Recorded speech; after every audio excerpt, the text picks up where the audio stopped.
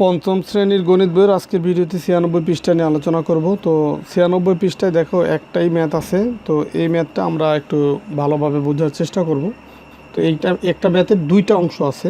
তো দেখো যে দুইটি শহরের জনসংখ্যা যথাক্রমে এই ৪৫,৬৮০ এবং ৫২,৫২০ জন। এটা হচ্ছে দুইটা শহরের জনসংখ্যা। তো একটি শুমারিতে দেখা গেল এই দুইটি শহরে স্বাক্ষর মানুষের সংখ্যা যথাক্রমে ৩৪,২৬০ জন এবং ৩৬,৭৬৪ জন। তো শতকরা হিসাবে কোন শহরের স্বাক্ষর মানুষের সংখ্যা বেশি। তো এখানে বলছে কি যে শতকরা হিসাবে এটা বের করতে বলছে। তো এমনি নর্মালি এখানে মান দেখে মনে হচ্ছে যে স্বাক্ষর মানুষ এখানে আছে ৩৪,২৬০ আর এইখানে আছে ৩৬,৭৬৪। তাহলে এই সংখ্যাটা বড়। যেটা রাফি যেটা বলতেছে, এখানে দেখা যাচ্ছে দ্বিতীয় শহরের স্বাক্ষর মানুষের সংখ্যা বেশি। তাই সংখ্যা আবার তুলি বলতেছে সংখ্যায় বেশি হলেও শতকরা হিসাবে স্বাক্ষর মানুষের সংখ্যা কি বেশি হবে, এটা একটা প্রশ্ন করতেছে। তো এটা আমাকে হিসাব করে দেখতে হবে যে সংখ্যা বড় হলেই এটা কি বেশি হবে না এই প্রথম শহরের স্বাক্ষর মানুষের সংখ্যা বেশি, সেটা হিসাব করলে বের হয়ে যাবে। তো এখন দেখো প্রথম শহরের জনসংখ্যা ছিল ৪৫,৬৮০ জন, আর প্রথম শহরের স্বাক্ষর মানুষের সংখ্যা কত? ৩৪,২৬০ জন। তার মানে এই ৪৫,৬৬০-এর ভিতরে স্বাক্ষর মানুষের সংখ্যা হচ্ছে কতজন? তোমার ৩৪,২৬০ জন। আর এইখানে এই ৫২,৫২০-এর ভিতরে স্বাক্ষর মানুষের সংখ্যা কত? ৩৬,৭৬৪ জন। তার মানে এইটার সাথে সম্পর্ক কার? এইটার। আর এটার সাথে সম্পর্ক হচ্ছে এটার। এটা হচ্ছে প্রথম শহর আর এটা হচ্ছে দ্বিতীয় শহরের ক্ষেত্রে। তো এখন আমরা এটাই যে লিখে এখানে করব। তো কিছু করে দেওয়া আছে অবশ্য, যে ৪৫,৬৮০ জনের মধ্যে স্বাক্ষর মানুষ হচ্ছে ৩৪,২৬০। এটা হচ্ছে প্রথম শহরের হিসাব। প্রথম শহর দেখো, এই যে এখানে প্রথম শহর ছিল কি ৩৪,২৬০, এখানেও কিন্তু সেই ৩৪,২৬০ লেখা। আর প্রথম শহরের জনসংখ্যা ছিল কত? ৪৫,৬৮০, এখানেও ৪৫,৬৮০। তো এটা হচ্ছে প্রথম শহরের যেটা দেয়া ছিল সেটা এখানে লিখলো। তো এখন এই শতকরা হিসাবে অঙ্কগুলো করার জন্য এই একের ক্ষেত্রে মানটা বের করতে হয়, মানে যেটা দেয়া থাকে সেটা থেকে একের মান বের করতে হয়। তো ৪৫,৬৮০ জনের ভিতরে স্বাক্ষর যেহেতু ৩৪,২৬০, এখন সুতরাং একজনের মধ্যে স্বাক্ষর মানুষের সংখ্যা কম হবে। যখনই আমরা একের মান বের করব, একের সাপেক্ষে মান, তখন কিন্তু ভাগ করতে হয়। ভাগ মানে কি, এই মানটাকে ভাগ করতে হবে এই মান দিয়ে। তাহলে উপরে আমরা লিখব যে ৩৪,২৬০, এটাকে ভাগ করব কি দিয়ে? এই ৪৫,৬৮০ দিয়ে। আর এই যে এই টান দিয়ে বোঝাচ্ছে হচ্ছে ভাগ। তো যেহেতু শতকরার হিসাবে অঙ্কটা করব, এই কারণে একের পরে এখন আমরা লিখব যে ১০০ জনের মধ্যে স্বাক্ষর মানুষের সংখ্যা। তো যখন আমরা একজনের ভিতরে স্বাক্ষর মানুষের সংখ্যা এইটা পেলাম, তো ১০০ জনের ভিতরে তার চেয়ে বেশি হবে। বেশি মানে গুণ। তার মানে আমরা একের যে মান সেটা লিখব যে ৩৪,২৬০, আর এখানে হচ্ছে ৪৫,৬৮০। আর এই যে ১০০, এটা হবে এখানে গুণ হবে যে ১০০। তো দেখো এইখানে যদি আমরা এখন গুণ করতে চাই, এই শেষে যে শূন্যগুলো আছে সেগুলো আগে কাটাকাটি করি। এই শূন্য আর ধরো এইখানকার শূন্য বা এখানকার শূন্য, যে কোনো একটা কাটাকাটি করতে পারি। ধরো আমি এখানকার শূন্যর সাথে কাটলাম। তাহলে এইটাকে এখন 10 দিয়ে গুণ করলে আমরা যা পাবো সেটাকে হচ্ছে এই নিচের এই মানটা দিয়ে ভাগ করব। তো এটা আমরা এখানে একটু রাফ দেখাই দিচ্ছি। এটা যেহেতু এখানে সরাসরি হচ্ছে যে ক্যালকুলেশন করে যে মানটা পাবো সেটা এখানে বসাইতে হবে, এই কারণে আমি এখানে রাফ দেখাচ্ছি। সেটা কত? এই যে ৩৪,২৬০, এটাকে 10 দিয়ে গুণ করি। ধরো এই 10-এর এই একটা শূন্য আমি প্রথমে যদি বাদ দিই, তাহলে থাকে কি ১। তো ১ দিয়ে এটাকে গুণ করলে যা আছে তাই থাকবে, আর যে শূন্যটা বাদ দিয়েছি সেটা লাস্টে বসাই দেবো। তার মানে এখানে আমি পাবো হচ্ছে এই ৩৪,২৬০ তো আগেই ছিল, 10 দিয়ে গুণ করার পরে আর একটা শূন্য বাড়বে। তাহলে এটাকে ভাগ করব কি দিয়ে? এই ৪,৫৬৮ দিয়ে ভাগ করব কি দিয়ে? এই ৪,৫৬৮, এটা দিয়ে হচ্ছে আমরা ভাগ করব। এখন দেখো এই ভাগটা কিন্তু অনেক বড় একটা সংখ্যা। তো এই এত বড় ঘরের সংখ্যার নামটা তো মনে রাখা সহজ না বা সম্ভবই না। তাহলে এটা দিয়ে ভাগ করব কিভাবে? এটা নিয়ম হচ্ছে এই ভাজকের যে প্রথম অঙ্ক সেটা নিব। ভাজকের প্রথম অঙ্ক আছে কত? ৪। এখন এই ৪ তিনের চেয়ে বড়, তা 4 3-এর ভিতরে যায় না, এই কারণে আমরা এই 3-এর সাথে আরেকটা অঙ্ক মিলাবো, মানে 34। 4 34-এর ভিতরে কতবার যায় সেটা দেখব। তো 4 34-এর ভিতরে দেখো 4 8 32, 4 9 36, তো 9 দিয়ে গুণ করলে কিন্তু তোমার এই 34-এর চেয়ে বেশি হয়ে যাচ্ছে। তার মানে হতে পারে 8 দিয়ে পুরো সংখ্যাটা গুণ করলে এটার সমান বা কাছাকাছি হতে পারে, অথবা যদি আমরা ধারণাটা পাবো তারপরে হচ্ছে 1 কম বেশি আমরা করতে পারবো। আর এখানে দেখো এই 4 অঙ্কের সংখ্যা, এখানেও আমরা এই 4 অঙ্কের সংখ্যাকে কিন্তু ভাগ করব, মানে এই পর্যন্ত এইখানে আছে 4568। প্রথমে দেখব যে এইখানে 4 অঙ্কের সংখ্যাকে সেটা ভাগ করা যায় কিনা। 4 অঙ্কের সংখ্যা 3426, যেটা 4568-তে ছোটো, এই কারণে আমরা আর একটা অঙ্ক এই 5 অঙ্কের সংখ্যাকে আমরা প্রথমে ভাগ করব।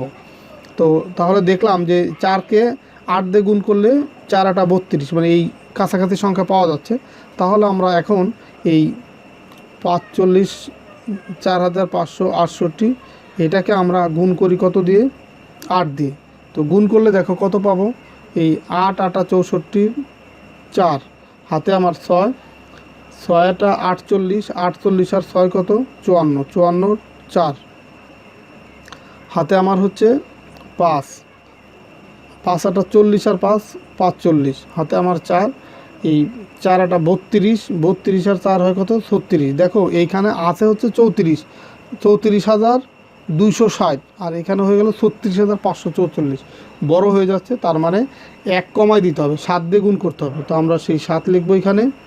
আমরা এখান থেকে কিন্তু ধারণা পেলাম যে আমার কত দিয়ে ভাগ করা যাবে, মানে কতবার যাবে এই সংখ্যার ভিতরে 4568। তো এখন এখানে 7 লিখলাম, 7 দিয়ে যদি এটাকে গুণ করি 7 8 56 6 হাতে আমার 5, এই 6 7 42, 42 আর 5 হচ্ছে 47-এর 7 হাতে আমার 4, তারপরে হচ্ছে এই 7 হচ্ছে 5 7 35 আর 4 হচ্ছে কত 39-এর 9 হাতে আমার 3, এই 4 7 28 আর 3 কত 31।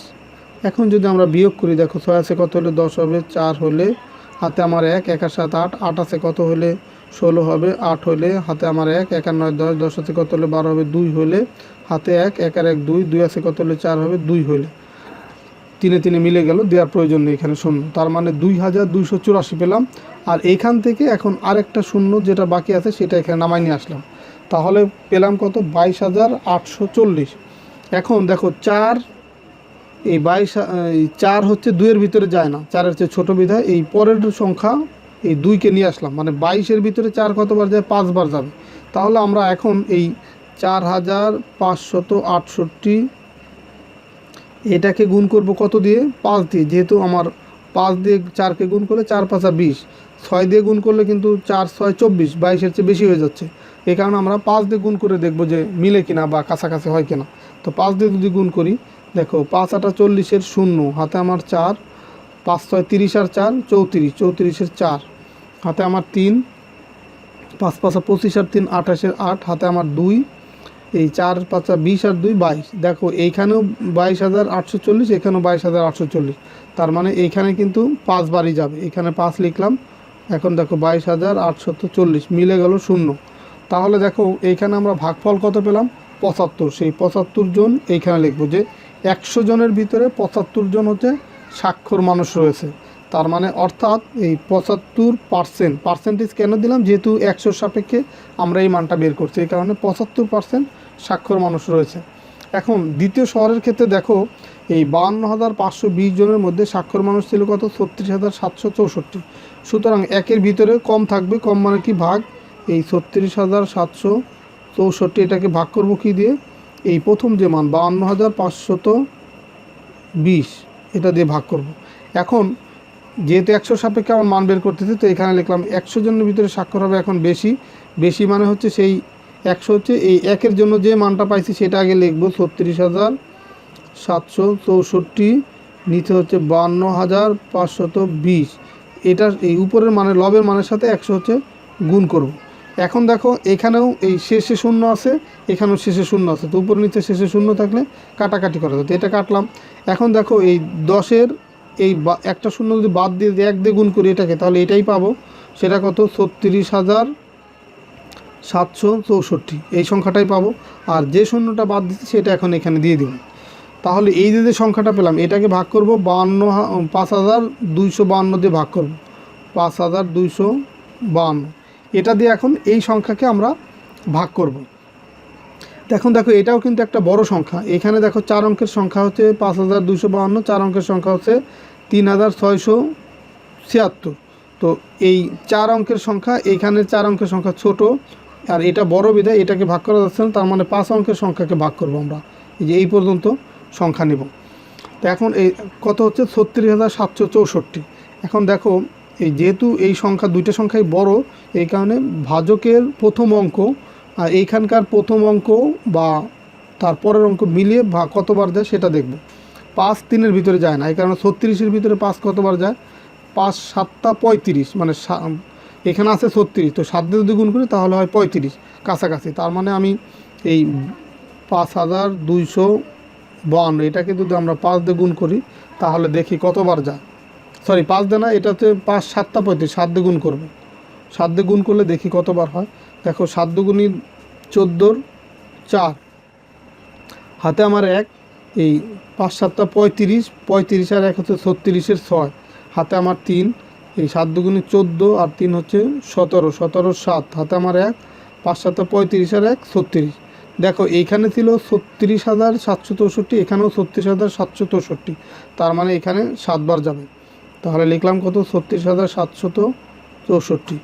বিয়োগ করলে 0, আর যেহেতু 0 হয় সেটা দেওয়ার প্রয়োজন নেই, কারণ এই সংখ্যার এই সংখ্যা তো একই, তো বিয়োগ করলে 0 হবে, দেওয়ার প্রয়োজন নেই। এখন এই যে আরেকটা 0 আছে এটা এখানে নামাই নিয়ে আসলাম, তো এইটা দিয়ে যদি 0কে আমরা ভাগ করি তাহলে 0 বারই যাবে, তো 0 দিয়ে এটাকে গুণ করলে 0 হবে, 0 দিয়ে যে কোনো সংখ্যাকে গুণ করলে 0ই হয়। এখন 0 0 মিলে গেল, এই তার মানে এখানে 0, তাহলে ভাগফল কত পেলাম, 70।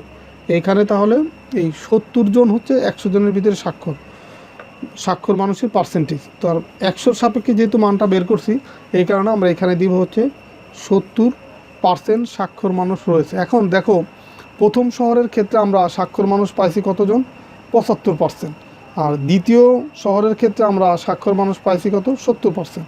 তাহলে দেখা যাচ্ছে শতকরা হিসেবে এই কোন শহরে স্বাক্ষর মানুষের সংখ্যা বেশি রয়েছে, এই প্রথম শহরে। দেখো প্রথম শহরে 75% পাইছে, তার মানে শতকরা হিসেবে এই প্রথম শহরটিতে বেশি সংখ্যক স্বাক্ষর মানুষ রয়েছে। এই শতকরা হিসাবে এই প্রথম শহরে যে ছিল কতজন, 75%, দ্বিতীয় শহরে 70, তার মানে আমরা এই প্রথম শহরটিতে বেশি সংখ্যক স্বাক্ষর মানুষ রয়েছে। এটাই হচ্ছে তোমার এই ম্যাথের উত্তর। তা আশা করি তোমরা বুঝতে পারছো। তো এই ছিল তোমাদের 96 পৃষ্ঠার অঙ্ক। তো আমরা পরের ভিডিওতে 97 পৃষ্ঠা নিয়ে আলোচনা করব। তো ঠিক আছে, সবাই ভালো থাকো, সুস্থ থাকো, কথা হবে পরবর্তী ভিডিওতে। আল্লাহ হাফেজ।